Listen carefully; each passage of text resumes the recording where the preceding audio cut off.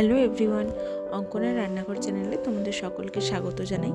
আজ যে রেসিপিটি আমি তোমাদের সাথে শেয়ার করব সেটি হচ্ছে অনুষ্ঠান বাড়ির স্টাইলে চানা মশলা। এই রেসিপিটি তৈরি করার জন্য আমরা চানাটাকে প্রথমে 6 ঘন্টা মতো জলে ভিজিয়ে রাখলাম। তারপর আমরা এটা প্রেসার কুকারে দিয়ে ভালো করে সিদ্ধ করে নিচ্ছি।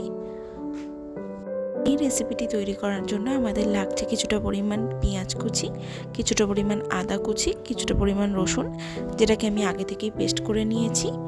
এরপর আমরা কড়াইতে তেল দিয়ে তেলটা গরম হয়ে যাওয়ার পর এতে পেঁয়াজ কুচিটা দিয়ে ভালো করে ভেজে নেব। এরপর আমরা পরিমাণ মতো রসুন বাটা দিয়ে নিচ্ছি 2 চামচ, তার সাথে দিয়ে দিচ্ছি আদা বাটা, কিছুটা পরিমাণ হলুদ গুঁড়ো এবং ঝাল অনুসারে 2 চামচ লঙ্কা গুঁড়ো।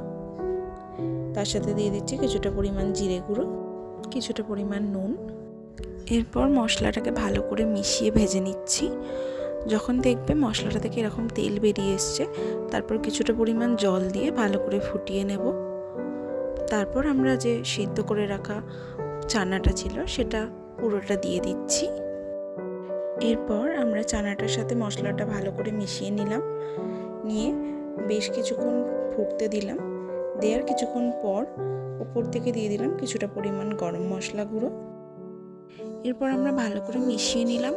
তারপর আমরা চাপা কড়ায় 3 মিনিট রান্না করে নেব। 3 মিনিট চাপা কড়ায় রান্না হয়ে যাওয়ার পর আমরা ঢাকনাটি খুলে নিয়ে ওপর থেকে সানরাইজের চানা মশলাটা মিশিয়ে নিচ্ছি। তারপর গ্যাসের ফ্লেমটা লো করে 2 মিনিট মতো রেখে দিয়ে রান্নাটি গরম রুটির সাথে পরিবেশন করুন। অনুষ্ঠান বাড়ির স্টাইলে chana masala. Thank you for watching.